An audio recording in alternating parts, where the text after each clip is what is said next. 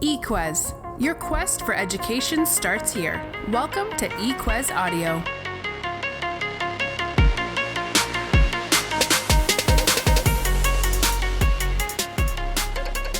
Hello, everybody. I'm Margaret Feldman, the founder of eQuez, a platform that helps students discover careers, find best fit schools, and make smart choices about higher education. This is episode 9 of Inside with eQuez, where we take an inside look at the journeys and lives of students and professionals who are studying to enter or work in a particular career.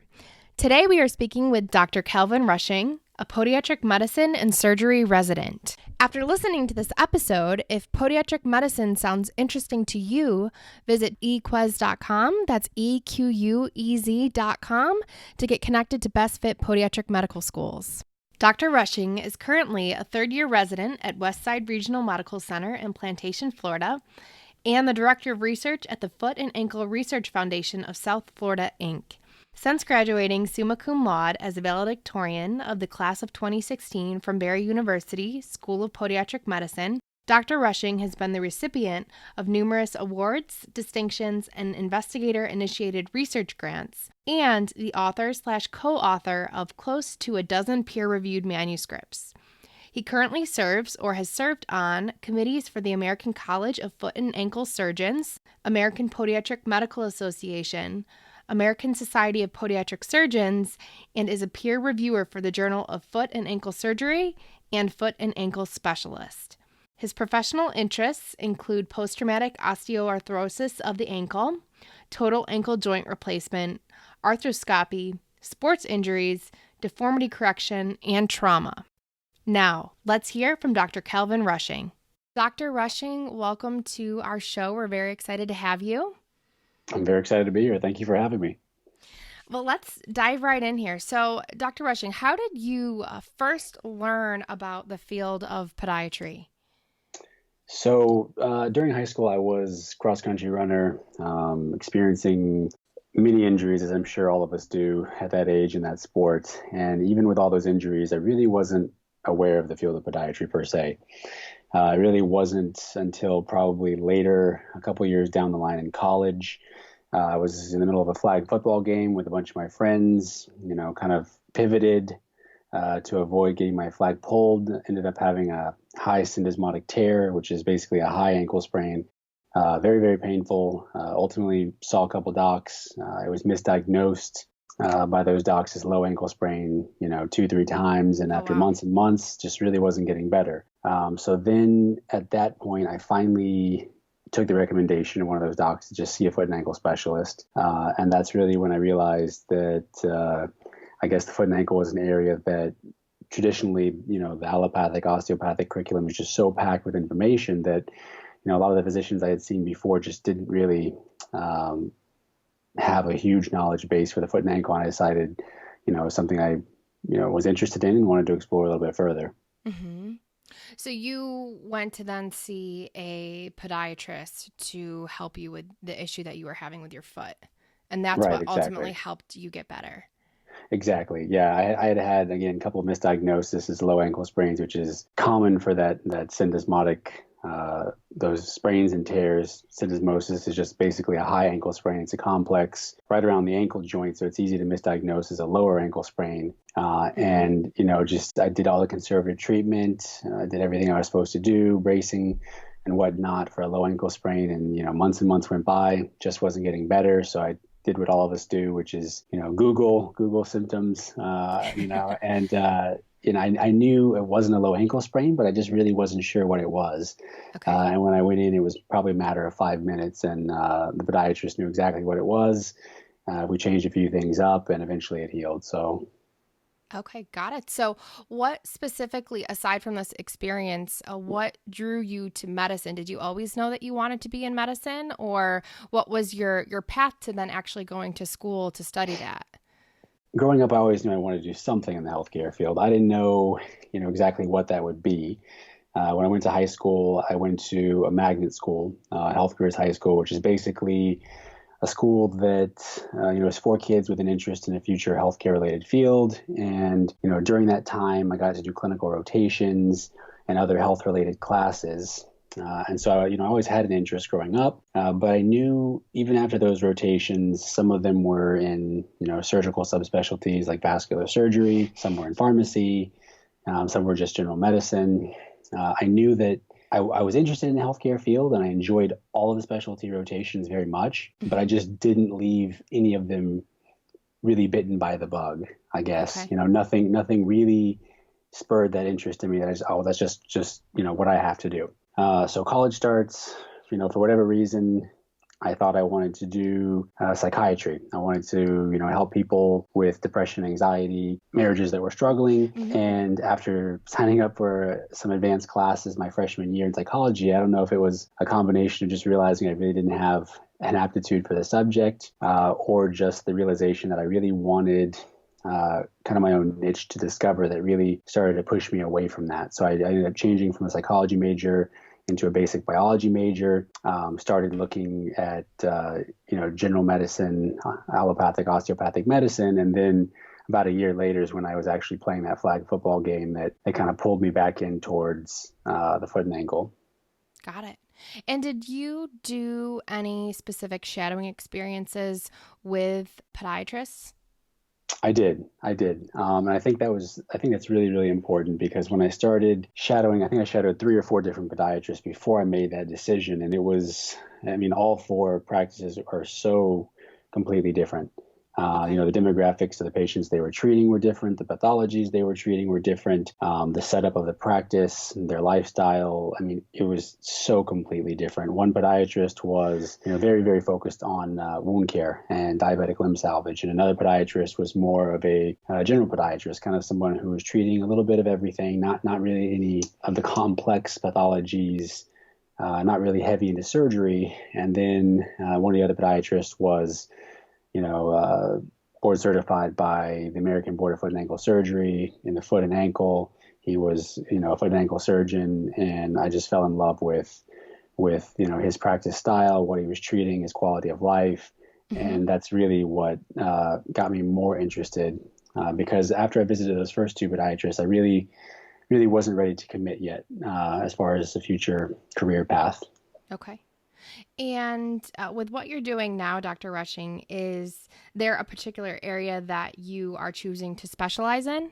So I think that for all of us doing podiatry, where we train as far as residency, fellowship, et cetera, really shapes and kind of creates that foundation for the pathologies we're going to be treating. So right now, as you said, I'm a 3rd-year resident. I'm over at Westside Regional Medical Center. I think it's a level 3 trauma center, but the numbers we get as far as ankle fractures, Lisfranc, calc fractures. The trauma numbers that we're getting are, I think we did almost 180 ankle fractures last year alone, not including other traumas. The numbers we're getting are level 1 trauma numbers just because, we're fortunate to be in an area that doesn't have a level 1 trauma center very close. I'm going on to fellowship afterwards at the Orthopedic Foot and Ankle Center next year in Westerville, Ohio with Dr. Heyer and company, which I was so ecstatic about getting last week when I was offered the position. Congratulations.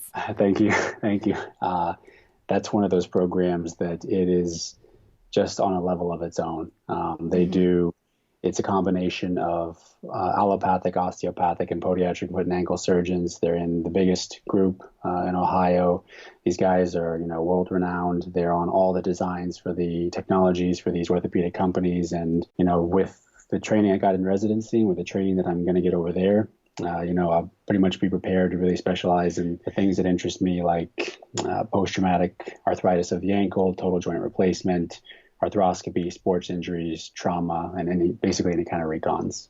Okay, got it. And tell us a little bit more about the fellowship that you're doing and what made you decide to want to pursue a fellowship, because those are optional for students. Right, for sure. For me, the fellowship, some of my attendings were my core attendings at Westside were very, very supportive. They're fantastic, mother, father figures to me, and have been such a integral part of my training. Other attendings weren't as receptive to the idea, just because we do come from a program that has very good numbers. We're graduating with 4 to 5 times what's required to graduate nationally. So there's not really anything that we can't do per se. But for me, I'm someone who I'm just very, very passionate to the point of obsession with anything from the OR to clinic to research. I'm just obsessed with the foot and ankle. Okay. And for me, looking at fellowship programs, I realized that, that fellowship, which I think, is undoubtedly the top fellowship program in the country. And again, I'm biased because that's where I'm going. Yeah. But it's really unique. You have some of the best, internationally known MD, DO, and DPM foot and ankle surgeons working together in the same practice. And it's the only one in the country where they take fellows who are MD-DO, orthopedists who want to subspecialize in DPM, who want further training in very complex reconstructive pathologies. An example of that would be total ankle replacements. So at our program, we probably do 12 to 16 total ankle replacements a year, which is a lot. That's a lot for one place to be doing. And at the fellowship I'm going to, there's 2 to 3 fellows per year, and each fellow is going to get 75 to 100 total ankles by themselves. Oh, wow. So, I mean, the volume alone of these complex pathologies, the repetition and the exposure puts you in a better position to give, the highest quality of care to your patients when you get out, and the opportunity to learn from some of these guys who, I've been reading their papers for the last 6 years. I see their name, every month, and, whether it be Journal Foot and Ankle Surgery, Foot and Ankle International, JBJS, I mean, their names are everywhere. They really pushed our profession forward, both from an orthopedic and podiatric standpoint. And, the opportunity, is just too good to not take a chance at going there and experiencing it all for myself in person. Sure. Well, that's very exciting. And once again, Dr. Rushing, congratulations on that. That sounds Thank like you. it's going to be a great experience for you. Excited. My wife and I are both very excited. Excellent. I can tell, and that's great. So switching things up slightly, Dr. Rushing, do you think there are any misconceptions about what podiatrists do that are out there? So I definitely think, my wife and I have talked about this before. I definitely think there are definitely some misconceptions about the profession. I think that, if you talk to the average person, I think that most people would still probably be under the misconception that podiatrists spend, a lot of their time treating bunions and hammer toes, or, maybe debriding calluses or wounds, or, clipping diabetic nails. And I understand, presumably that probably was the case 50 years ago. But the profession has come so far from where it was 50 years ago. And what we see now today is that, it's just completely different. The pathologies that certain podiatrists are treating versus, 50 years ago, our profession's really, I think I've talked to you about this before in the past, we've kind of began to subspecialize within the specialty. We've got wound care specialists, and they provide wound care and diabetic limb salvage to those patient populations. We've got foot and ankle surgeons who are in big orthopedic groups and multi-specialty groups, and they're doing predominantly total joints, sports injuries, trauma, etc. We have the podiatrist that's kind of trying to be, I guess, a jack of all trades, kind of do a little bit of the wound care, a little bit of the non-op, a little bit of the biomechanics, maybe some surgery. And then you have non-operative podiatrists who all they do is anything non-operative for the group that they're in. So our specialty has really began to, subdivide itself, kind of like we saw with our dental colleagues, who back in the day it was, dentists kind of did everything. And now today you've got your general dentist, your pediatric dentist, your endodontist, prosthodontist, orthodontic, or maxillofacial surgery. And, our profession with, the technologies that are coming out, the research, it's almost becoming too much for one person to just do it all.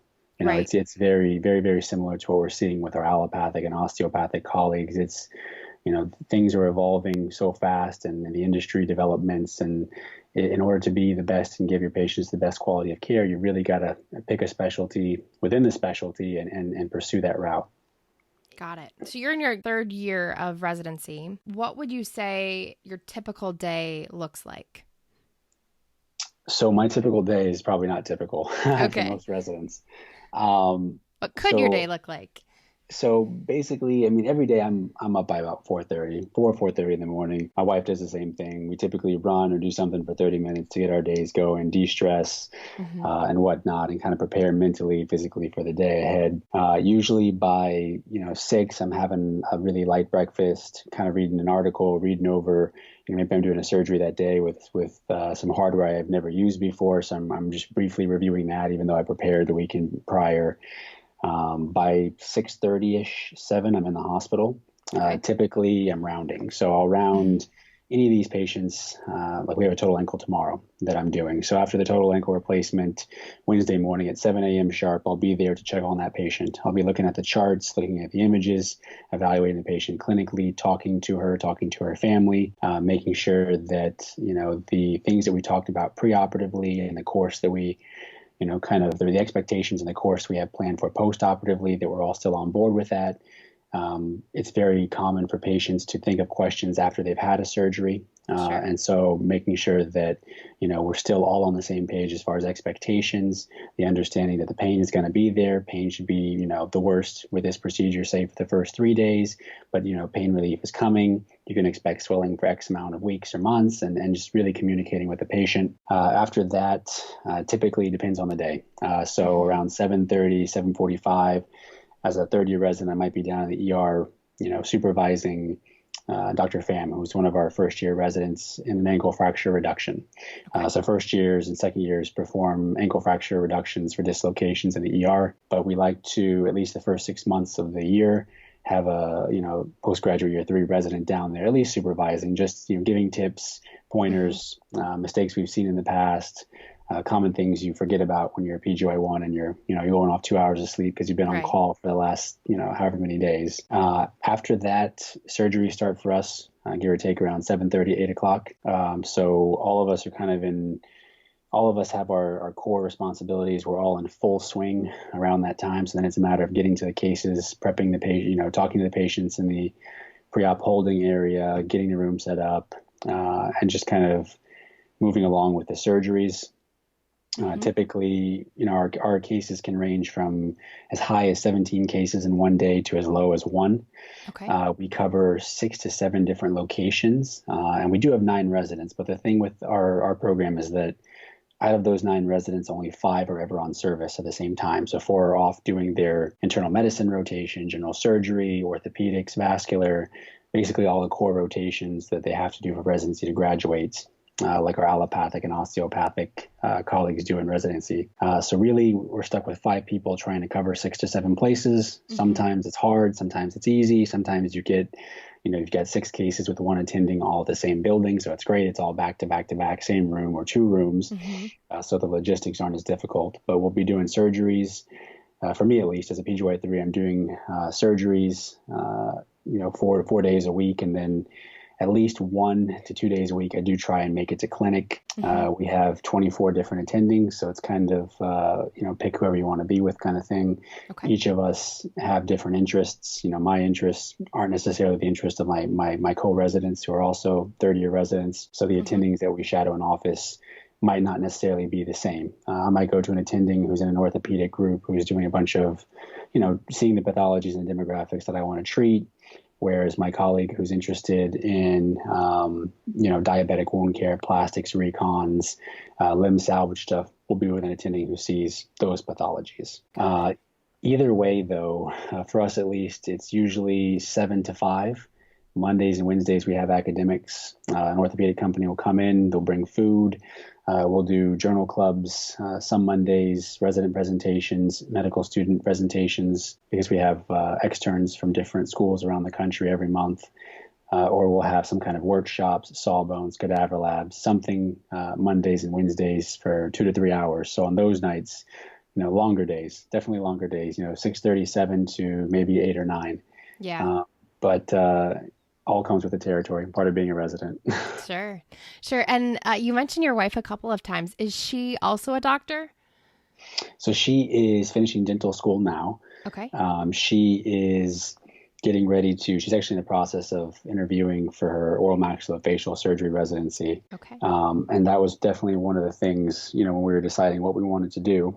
both being from Texas, me from San Antonio, her from a smaller town, Hondo in Texas. We didn't really know what was going to work out. All we knew is that, I had an interest in the foot and ankle, and I was debating for a long time whether or not I wanted to do the traditional allopathic osteopathic route or travel really the less beaten path down the podiatric route. And I had shadowed the podiatrist, that third podiatrist, and I loved and I wanted that practice style. I wanted that quality of life. He enjoyed what he was doing, and I wanted that, and I knew I wanted that. It's just I didn't have a lot of exposure to podiatry. Right. My counselors at the university at Texas and San Antonio never mentioned it, as a career option. It's not something that's really out there and advertised a lot, at least back when I was, trying to make that decision. And my wife was, or then girlfriend, now wife, was absolutely set on coming with me, And so we talked about, what that would look like, what her hours, how many hours she would lose in a transfer, et cetera, et cetera. We talked about pros and cons. I knew I had zero interest in general orthopedics. I had no interest in the shoulder, elbow, wrist. Just didn't care for the hip. And, we were trying to figure out, what was the best scenario for both of us. And so ultimately, when I went out, and I think I've told you this before, when I went out to Barry, I interviewed at the podiatry school. And I told the dean. They asked me why. They looked at my grades, my scores, and they asked me why podiatry. And I kind of explained that situation with my wife and how she'd be able to transfer with all her credits. And Nova Dental School was 15 minutes away, and it was just perfect. I could train, she could train at the same time. We'd finish at the same time. It would be the best of both worlds. And I told them in the interview, listen, either I'm going to do podiatry here at Barry, or I'm just going to take an allopathic interview and pursue that route. And they told me in the interview, I still remember Dr. Jensen and Dr. Armstrong looked at each other, and then Dr. Jensen told me, well, we look forward to having you next fall. So I called my wife and let her know that was the plan, and we never looked back. Awesome. And you mentioned a couple of times the phrase quality of life. So what about your shadowing experience made you feel that they had a good quality of life? So for me, when I was shadowing the podiatrists, all of them looked like they were enjoying what they were doing. And for me, I didn't see the pathologies and things I wanted to really pursue until I shadowed that last podiatrist. But talking with him about, as far as finances, how he was doing, as far as hours, as far as his time for his family, it didn't hurt that I pulled up and he had a really fancy Ferrari parked in the parking lot. That I thought that was instantly really cool, especially, being a broke college student. But, he just, the way that he pitched it to me, everybody else, the typical, I guess the general podiatrist I shadowed wasn't quite as happy. He definitely let me know that if you're trying to open up shop by yourself and kind of handle everything, it can be stressful. There's slow weeks, busy weeks. Right. There's constant competition. Whereas the other guy I shadowed was in a big orthopedic group. There was no shortage of patients. He was booked for 2 months out. He was perfectly happy and content, good salary, good money, great car, happy family, kids in private school. He just had, everything figured out. And there wasn't that up and down roller coaster that I saw with the podiatrist who was trying to do things on his own in private practice. So. Got it. And what would you say, Dr. Rushing, is your favorite part of the job? So favorite is tough. Favorite's tough because whenever I'm asked this at fellowship interviews and everything else, my answer is always the same. I'm obsessed, very passionate about the career to the point of obsession. Doesn't matter if it's OR, clinic, research. I love teaching. I think I was telling my director the other week, one of the coolest things I realized being a third-year resident is you see the progression of the lower residents in surgery. So you come in and you're terrified, you shake a little bit because you're operating on somebody and it's a scary thing. You have attendings looking at you, the anesthesiologist is looking at you, the nursing circulator, the scrub tech. You go from sitting in school and staring at a book for 4 years to all of a sudden there's 7 people in a room watching every move you make. And it's cool to be in there with them while they struggle and give them tips and stop them and correct them and, kind of get on them. And then you see a year and a half later that, their progression is it's incredible to see how good they they all become in surgery. And then all of a sudden they're teaching the newer residents that come in, or you say something in journal club that you don't think anybody picks up on. And 6 months later, you hear them telling a student who asks a similar question, the exact same response you had. So the teaching part, has really been really rewarding for me, probably more so than I thought it was going to be. And, that and the research for me are definitely two big passions that I have. So what advice, Dr. Rushing, would you give to students who are just entering their residency?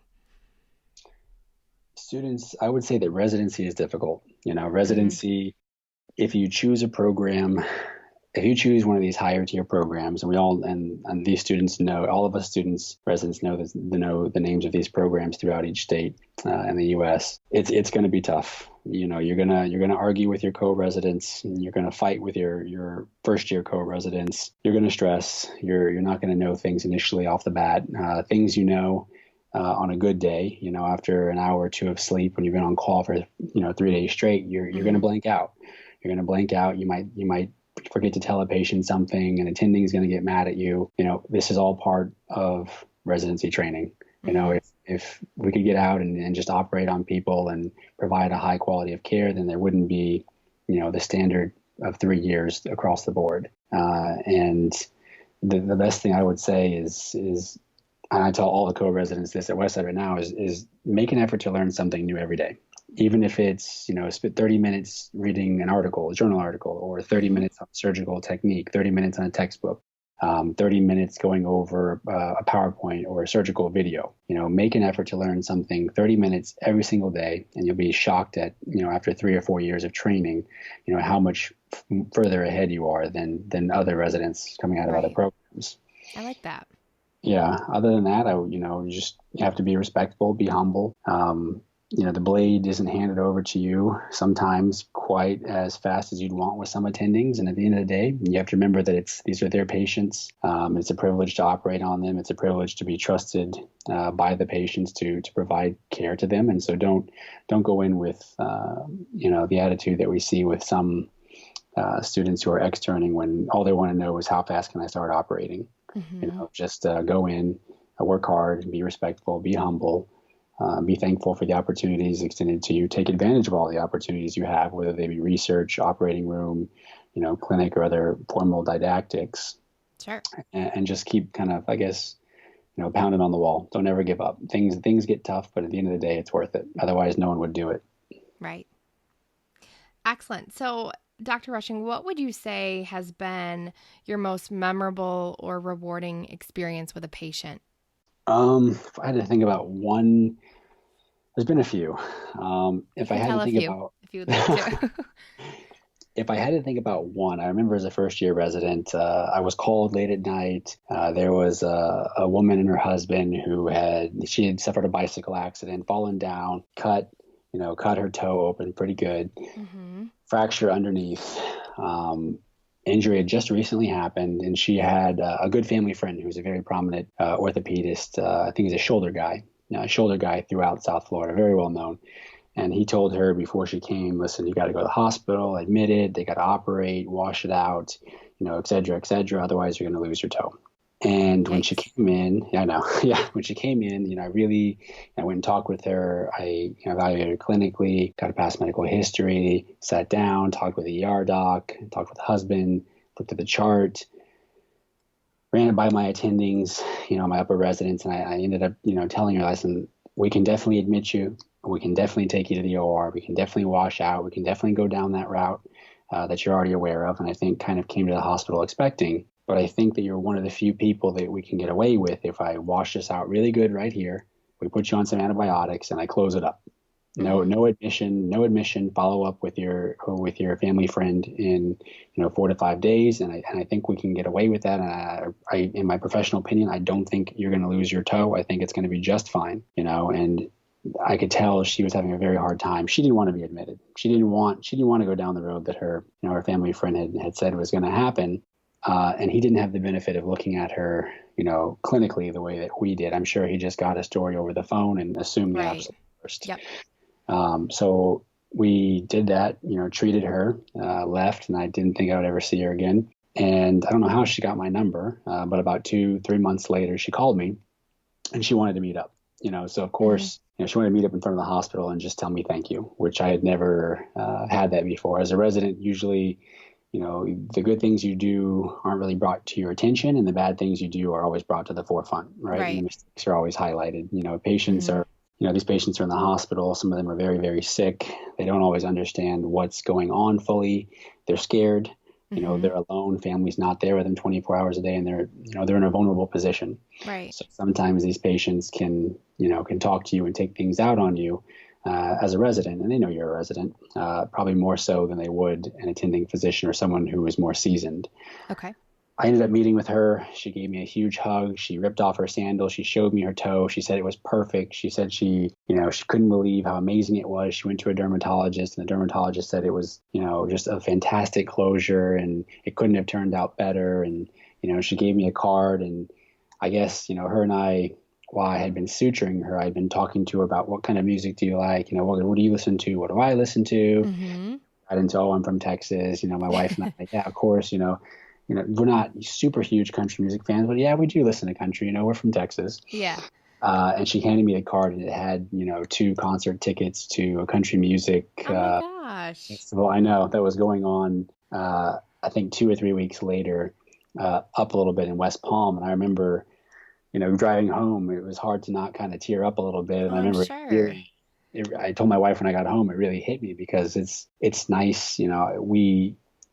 I'm sure that there are many patients that appreciate what we do for them, right? But it's not often that we actually get to see that, especially as residents, because sometimes we're in the hospital doing these cases and in the ER and running around and rounding. And, sometimes the thank yous might come to our attendings who were in the case with us, but then that's not relayed to us as residents because the attendings are busy. That's one of 50 patients they're seeing, and, they don't remember to tell us. So the fact that she went out of her way to tell me, it really meant the world to me. Oh, I'm sure that's a great story. Yeah, and I saved the card. Oh, I'm sure that's great. Okay, so on that note, would you recommend the field of podiatry to other students? So I would definitely recommend it to other students. And the thing that I always tell to students is make sure that you've shadowed multiple podiatrists. Make sure that you're getting into, podiatry because you have an interest into it. And the reason I say that is because I had a best friend, still my best friend, who, took an MCAT, didn't do so well. Took it again, didn't do so well. Took it again, got a lower score.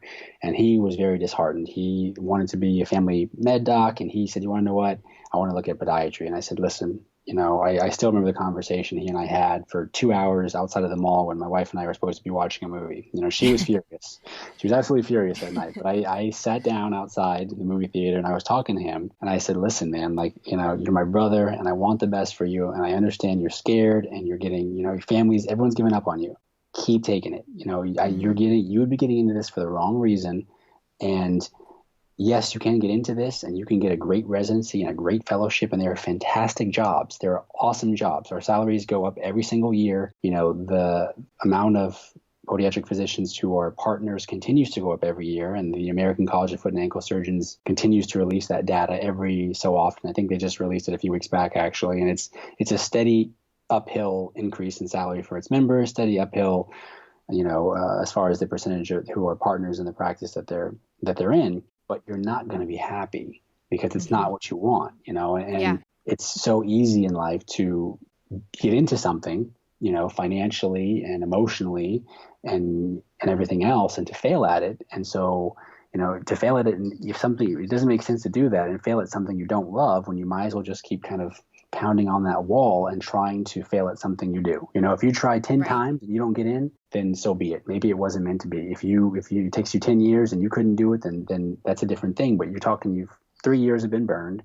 Yes, you feel the pressure. People are getting in. People are having kids. People are getting married. I get it. But don't give up. Don't give up yet. And he kept, I think it was another 2 or 3 years. I think it was a total of 6 years. But he finally got in. He finally got into an osteopathic school, and he couldn't be happier, And so I always tell people, get in for the right reasons. On the flip side, I know people who had 3.8 undergraduate GPAs who got 33 on their MCATs and could have walked into any allopathic med school in the country And they chose podiatry because they knew either mom, dad is a podiatrist or a foot and ankle surgeon, or, good family friend, or sometimes they have, really personal stories with someone in the family that, lost a limb. It was basically something that exposed them to the profession at a very young age. And, they're 100% happy with the decision. They're passionate.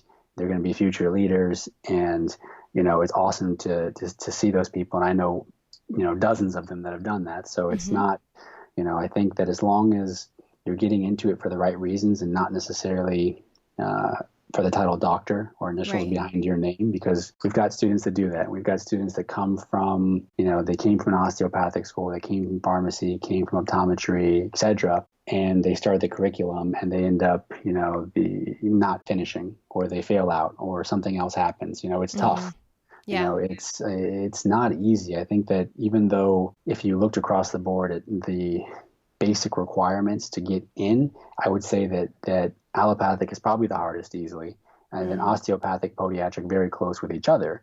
But the attrition rate is high for podiatric medical schools because people come in and I think that they think it's going to be easy. And the difference in the curriculum is, I think, 4 classes. You're still taking basically all the classes that your allopathic and osteopathic colleagues take.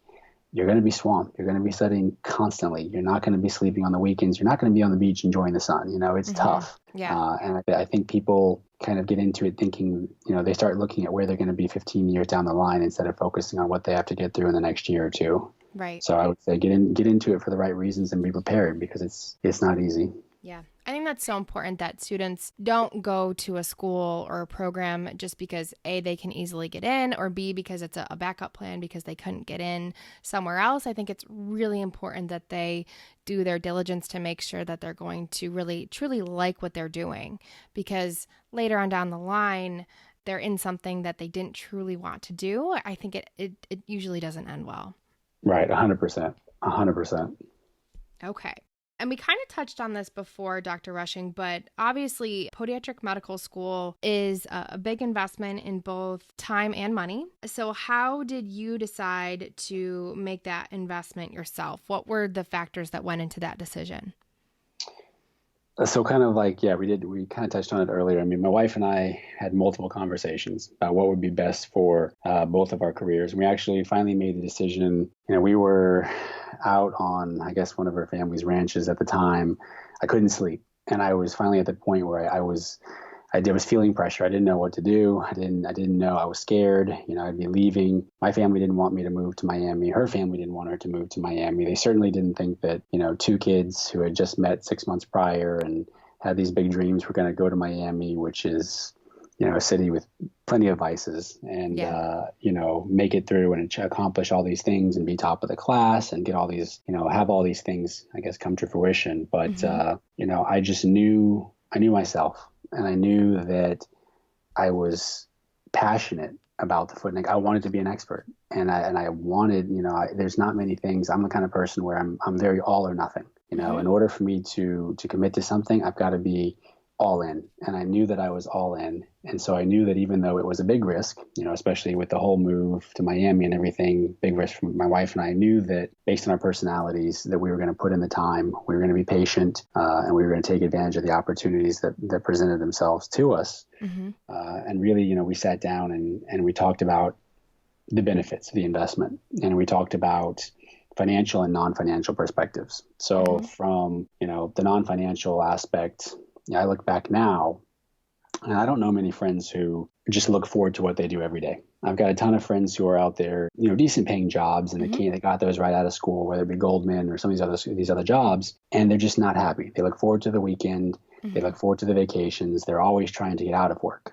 And I'm the kind of person where my co-residents have seen me, in some of these I guess research binges, you'll call it, where that if I'm working on a research project and I'm trying to answer a question no one's answered before, some nights I can't even sleep. I lay down to sleep and I've got to hop back up because I'm just that excited, to keep working. Or, if I've got a big case the next week or lined up, like I have a total ankle tomorrow, so this whole weekend I've been excited about the total ankle, just prepping for it. I don't necessarily look forward to the weekend as it being a break from what I do. I just look forward to as more time to spend with my wife and more time for us to kind of spend, preparing for whatever else we need to do. So I think that from a non-financial perspective, I've been really fortunate in that I'm happy with what I'm doing every day. And I think that definitely translates to my health, to my, my personal and professional relationships. And I don't think it's something that you can necessarily quantify very easily.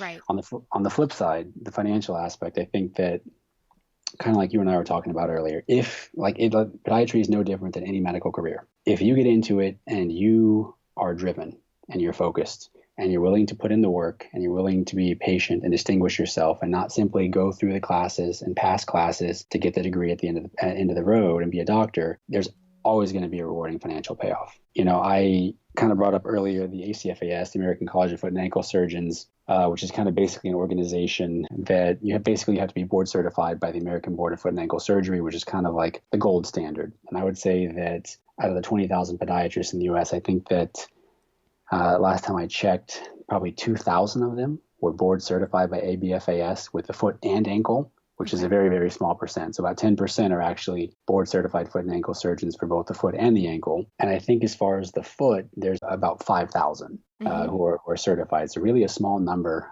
in our profession, who are actually board certified foot and ankle surgeons versus your general podiatrist. But if you're looking at the numbers for the ACFAS, these guys' mean salaries are $250 plus. They said that they put out the membership survey. I was reading it the other week. It's about 7.8% growth over the last 2 to 3 years, projected to continue to grow. And there's been a 27% increase in the amount of its members who are now partners or owners of multi-specialty orthopedic groups, et cetera.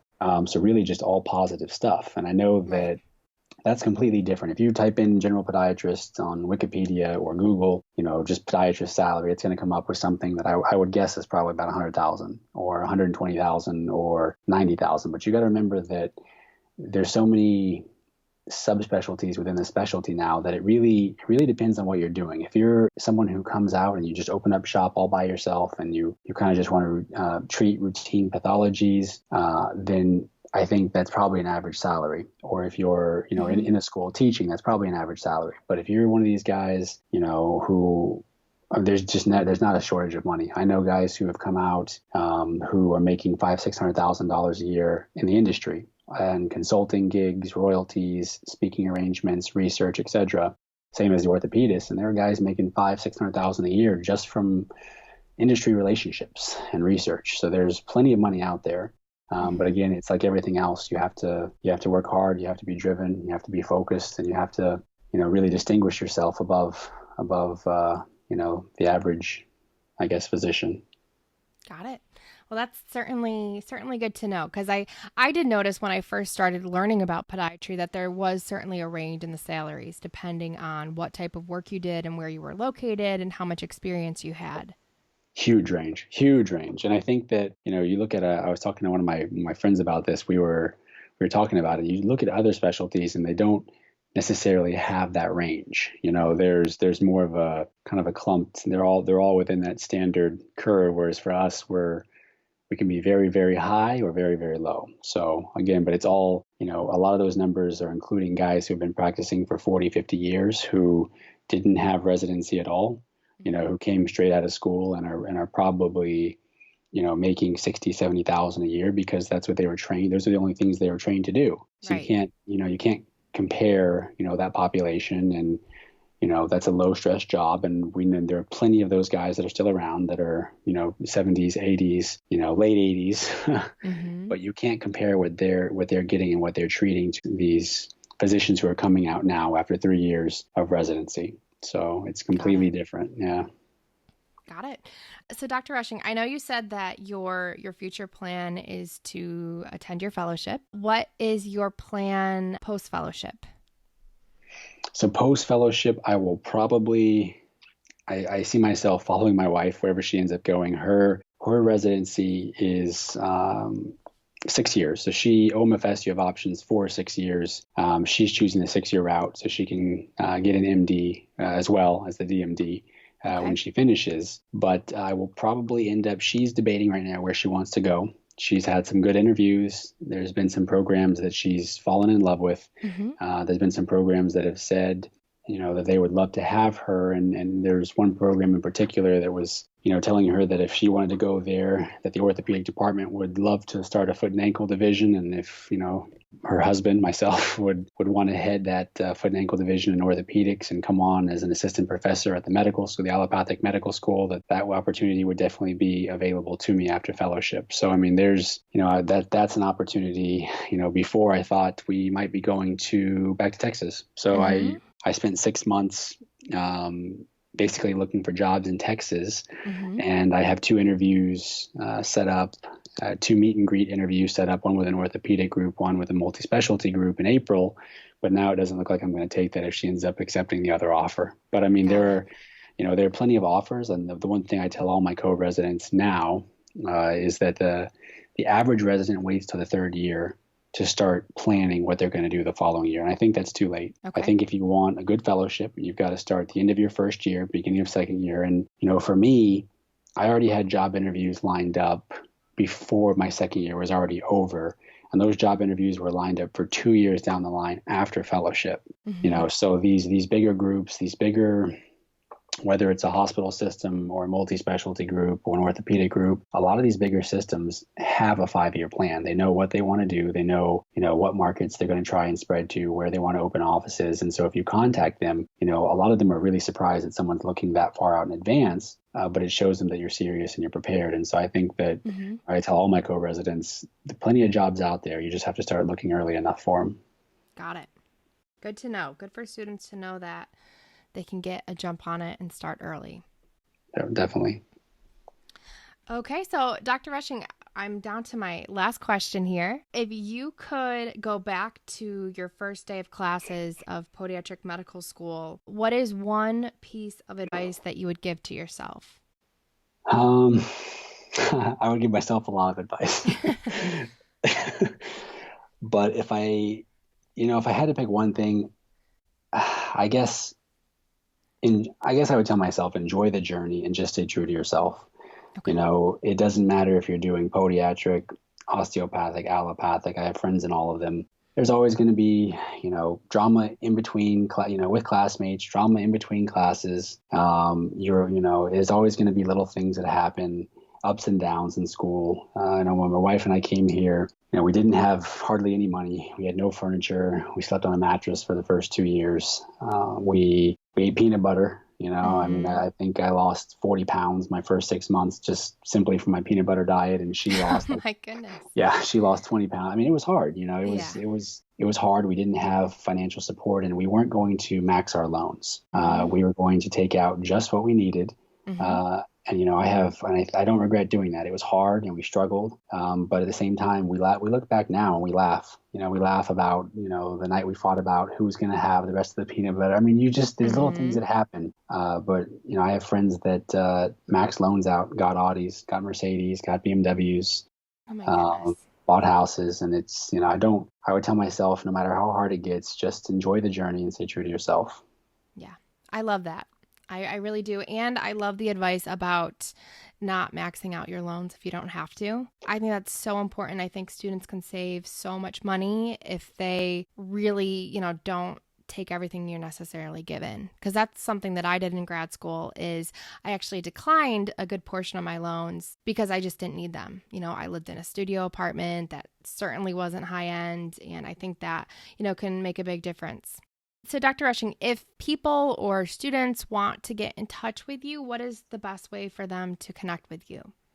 I would probably say either a LinkedIn message or an email. I am notoriously the worst person to answer the phone. My colleagues know that. My attendings know that. I don't answer the phone. I keep it on silent. I'm not a big phone person.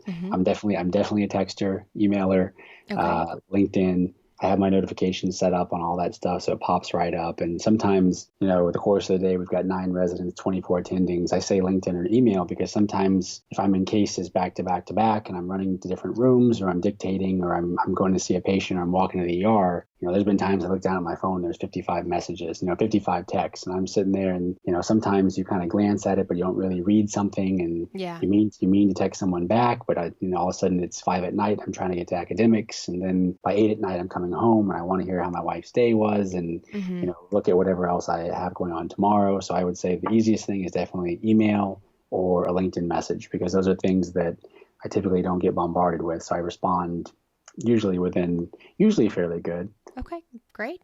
Well, thank you, Dr. Rushing, for your time and sharing your experience. I'm sure lots of students are going to find it helpful as they are figuring out what they want to do. So thank you once again. Of course. Thank you for having me. Again, I'm happy. I think what you're doing is amazing. And I'm sorry that, the schedules have been so hectic. I feel like we've been playing phone tag and email tag and everything else. I'm just really happy to have the opportunity, and I hope it helps students who are considering the profession in the future. Certainly. Thank you for listening to eQuez Audio. To learn more about podiatry and to explore schools, head over to eQuez.com. That's eQuez.com to get personally matched to best fit programs. If you enjoyed listening, be sure to subscribe, and we would love for you to rate and review us. Keep in mind that our discussion today mentions views and opinions that are personal in nature and do not necessarily reflect the official policy or position of any university, agency, organization, employer, or company, and should be used at your own discretion. We wish you the best in your quest for education.